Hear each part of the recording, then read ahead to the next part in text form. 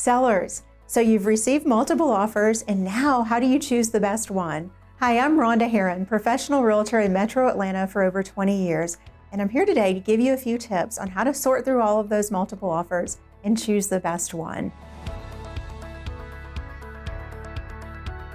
So here are some things to consider. Number one, the qualification of the buyer. Are they paying cash or getting a mortgage? What we're seeing in this current market is a lot of prospective home buyers are saying that they're paying cash in order to win, but they actually have full intentions of getting a loan. And so if they're stating in the contract that they're paying cash, you'll want to have a letter, a bank letter, to go along with their offer that shows that they actually have the funds to close, a verification of funds from a financial institution with that cash readily available on hand to close on the property. If the buyer is getting a loan, we're looking for a pre-approval letter, not a pre-qualification, but a pre-approval. So make sure that that letter uses the words pre-approval. And you'll want to have your realtor reach out to that lender and confirm that approval, confirm that the buyer has actually filled out a loan application, has all their documents in, it's been reviewed, and they know that that buyer is fully capable of getting the loan that they're putting in the contract. You don't want to get under contract with a buyer in a multiple offer situation that hasn't started the loan process. Number two, earnest money.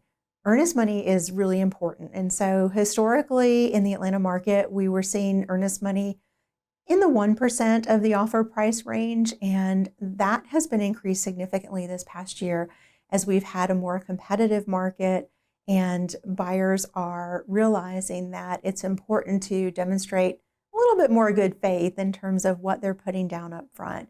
And so that earnest money is basically the buyer's way of saying, you know, we're serious about your home. We have the financial ability to close. And so I'd be looking for more in the 5% range. And that money is, of course, applied to the buyer's down payment at closing. But make sure that earnest money is substantial enough that the buyer's not going to easily walk away from the contract should they get cold feet or whatever might happen. So earnest money is super important. Number three, the inspection period. So the market's been so competitive, we've seen a handful of buyers waive their right to inspect completely and purchase homes as is. I believe that every home buyer should have the right to have a home inspection. I don't think we should be expecting buyers to buy a large financial investment without having it inspected. But we can do some things to tighten that up so that you're not dealing with renegotiating your contract all over again and dealing with minor inspection issues, you know, a week or two into the contract. And so the first thing would be is just to keep that due diligence period short, less than 5 days. You can also negotiate that perhaps while the buyer has the right to inspect and rule out any major issues, that they're agreeing up front not to request repairs. And so those are all things that you can work out, talk to your realtor and work through to make sure that you're not getting nitpicked to death on minor inspection issues. Number four would be the appraisal. And so if the buyer is getting a loan, the lender will require an appraisal on the property. The challenge is one appraiser's opinion of value may not be representative of the current market. And so what you don't want to do is get under contract with a buyer and then 3 weeks into the process have an appraiser come who perhaps doesn't know the area, who's not up to speed on what's happening in the neighborhood and comes in a little low on the property, and then you're having to renegotiate that. And so the best situation would be to have the buyer waive that appraisal contingency. We just need to make sure that the buyer has the financial ability to make up any appraisal gap should the appraisal come in low. Finally, number five, possession date.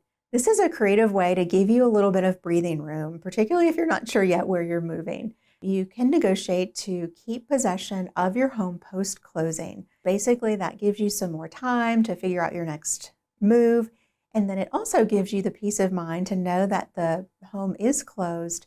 And then you can start packing up and moving out, knowing that the deal's not going to fall through right before closing. And so if your buyer has that flexibility, it's a great way to give you that breathing room. And if the buyer's getting a loan, you can typically do that up to 60 days if it's agreeable to both parties. So those are my tips. We have lots more. As trusted real estate advisors, we walk alongside our clients and make sure that we are doing all that we can to get you the most amount of money in the least amount of time with the least amount of stress. For more tips on real estate, hit subscribe. For more in-depth conversations on all things real estate, subscribe to my podcast, The Real Deal with Rhonda, and follow us on Instagram. Thanks for listening, and we'll see you next time.